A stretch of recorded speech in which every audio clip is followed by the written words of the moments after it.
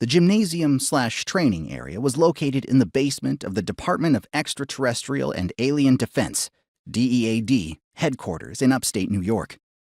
It was set up like an extraterrestrial version of Hogan's Alley that police academies used to train officers. But instead of criminals with guns jumping out at people, it was aliens that jumped out at you, and criminals with guns. As the simulations began, the lights were dimmed to represent early evening or midnight. Right now, the lights were still bright as Dr. Greg Schorn stood at the beginning of the obstacle course in his combat suit, ready to begin. Next to him stood his partner/pet, Pugsley.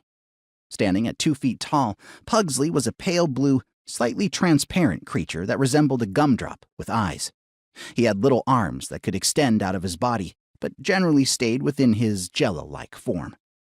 Pugsley was one of the projects from ALIVE, Alien Life in Vitro Experiments, although Greg had been unable to find his files on Martin Drummond's database. Of course, the former head of the D.E.A.D had tried to erase all of the files from that same database, so that wasn't really a shock. Gigabytes of data had been lost. When it came to Pugsley, they'd had to learn as they went. Greg had been on the mission that had first located him in Detroit.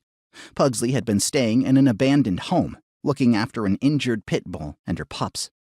Greg had protected Pugsley from getting shot, and Pugsley had bonded to Greg in that moment. Or at least, that's what everyone was assuming. Pugsley wasn't exactly talking. In fact, he made no vocal noises at all, save a little chirp and hum. But from the moment they captured him, he had made it clear that Greg was his chosen person.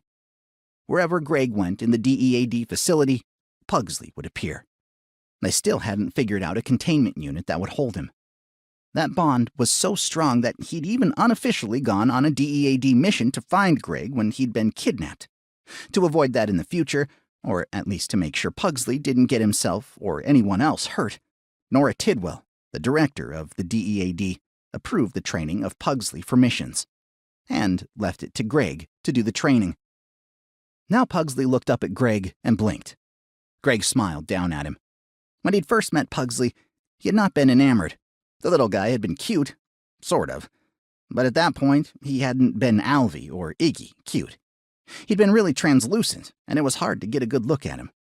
The slime that Pugsley left everywhere didn't exactly help, nor did the early wart stage of his development that coincided with the slime stage. Pugsley, though, hadn't been put off by Greg's resistance to his presence at all. Luckily, the slime had all but disappeared, and the warts were completely gone. Greg and the other scientists believed the slime might have been part of some form of alien puberty, and the warts, alien acne.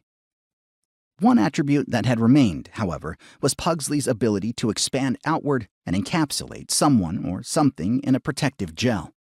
Basically, his body just inflated until it wrapped entirely around either the person or the subject, completely immobilizing the target. And it could happen fast. That ability had saved Greg's life not that long ago.